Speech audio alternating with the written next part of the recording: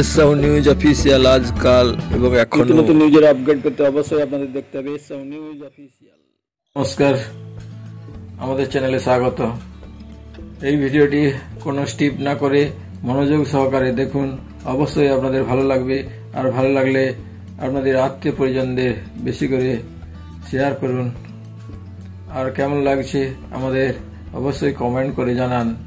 ভালো লাগলে লাইক করুন আর আমাদের নোটিফিকেশন প্রথম পেতে পাশে থাকা লাল বেল আইকনে প্রেস করে বেশি করে সাবস্ক্রাইব করুন। আর আগে থেকে যারা সাবস্ক্রাইব করেছেন তাদের অসংখ্য অসংখ্য ধন্যবাদ। জল্পনা সাগরে অবসান, হাই ভোল্টেজ অযোধ্যায় রাম মন্দির ও রামলালার শুভ উদ্বোধন। আগামী 22 জানুয়ারি রাম মন্দিরের উদ্বোধন করতে চলেছেন প্রধানমন্ত্রী নরেন্দ্র মোদী। ওই দিনই প্রাণ প্রতিষ্ঠা হবে রামলালার। রাম মন্দির চত্বর জুড়ে এখন সাজো সাজো রব। অযোধ্যার রাম মন্দির চত্বরকে হাই অ্যালার্ট ঘোষণা করা হয়েছে। হনুমানগড়ি মন্দিরে হনুমানজির দর্শন করে রাম মন্দিরে প্রবেশ করতে হবে। রাম মন্দির ভেতর উচ্চমানের কারুকার্য খচিত পাথরের গায়ে। রাম মন্দিরের ভেতরে প্রবেশ করার দরজাটি পুরো সোনার। সুদর্শন রামলালা। রাম মন্দিরে লাগানো হয়েছে 2400 কিলোগ্রাম ওজনের ঘণ্টা। রাম মন্দির চত্বরে নিরাপত্তা বেষ্টনী বেশ কঠোর করা হয়েছে। বিজেপি সারা দেশে এক হিন্দুত্বের উন্মাদনার সৃষ্টি করার চেষ্টা করছে বলে প্রকাশ। লোকসভা ভোট আসছে, তাই নিজেদের ব্যর্থতা ঢাকতে তড়িঘড়ি করে মোদিজি হিন্দুত্বের জিগির তুলে অযোধ্যায় রাম মন্দির ও রামলালার উদ্বোধন করছেন বলে প্রকাশ। বিরোধীরাও বিজেপি ও মোদিজির বিরুদ্ধে কটাক্ষ করতে ছাড়ছেন না। রাম কারো একার নয়, রামচন্দ্র সকলের। ভগবান রামচন্দ্রকে নিয়ে রাজনীতি জনসাধারণ মেনে নেবে না।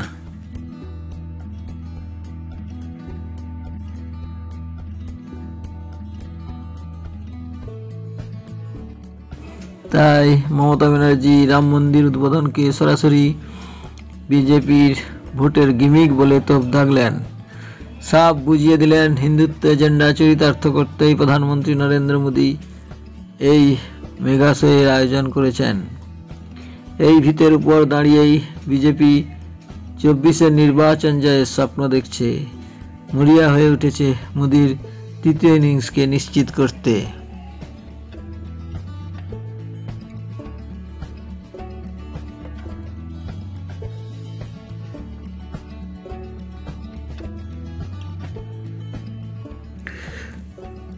রাহুল গান্ধী স্পষ্ট ভাষায় বলেন, রাম মন্দির উদ্বোধন কোনো ধর্মীয় অনুষ্ঠান হচ্ছে না, এটি সম্পূর্ণ হবে নরেন্দ্র মোদীর রাজনৈতিক জলসা।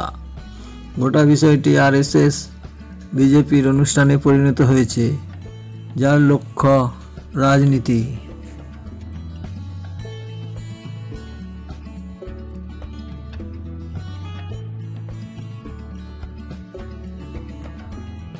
শিবসেনা উদ্ধব শিবির সেনা সঞ্জয় রাউত বলেন, অযোধ্যায় রাম মন্দিরের উদ্বোধন নিয়ে রাজনীতি করছে বিজেপি।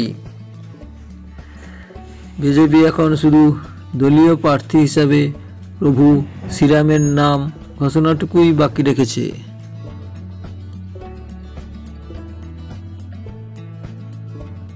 শিবসেনা প্রধান উদ্ধব ঠাকুরে বলেন, প্রভু রাম নির্দিষ্ট কোনো দলের সম্পত্তি নন।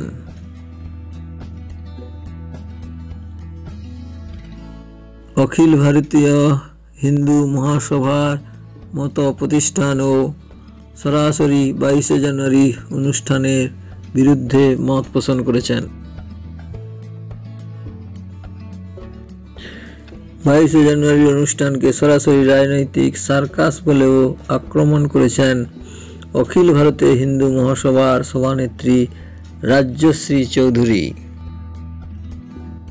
বেশ কয়েকজন শঙ্করাচার্য অযোধ্যার রাম মন্দির ও রামলালা উদ্বোধনের বিরুদ্ধে মত পোষণ করেছেন।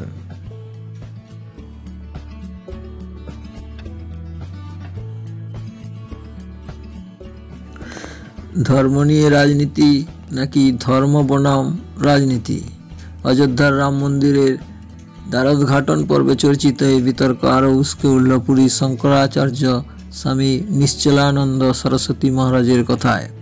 ধর্মীয় ক্ষেত্রের উন্নয়ন করো, কিন্তু ধর্মীয় ক্ষেত্রে দাদাগিরি দেখানো ঠিক নয়। এতে রাষ্ট্রপ্রধানের অপমান হয় বলে তিনি উক্তি করেন।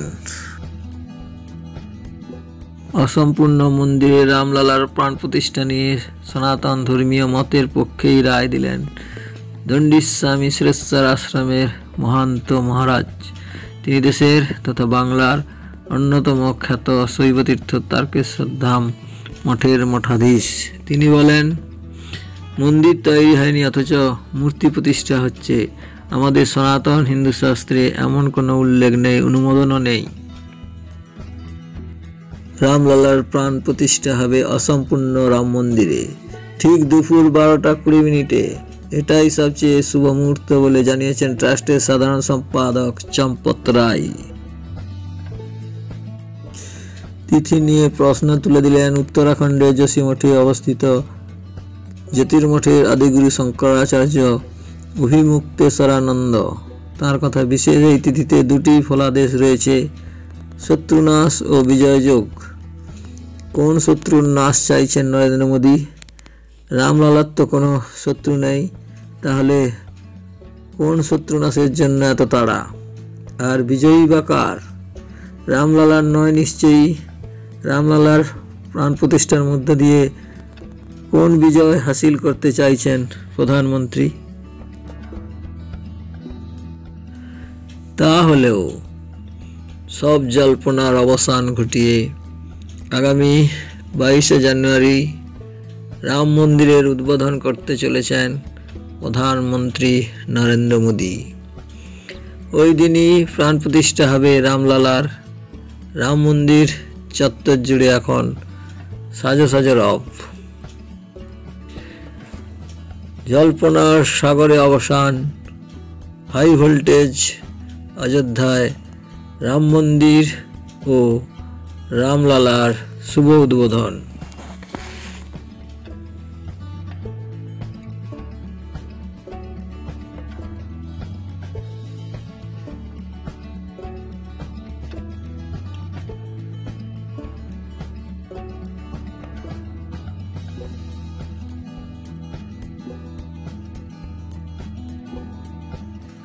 আজ এই পর্যন্ত।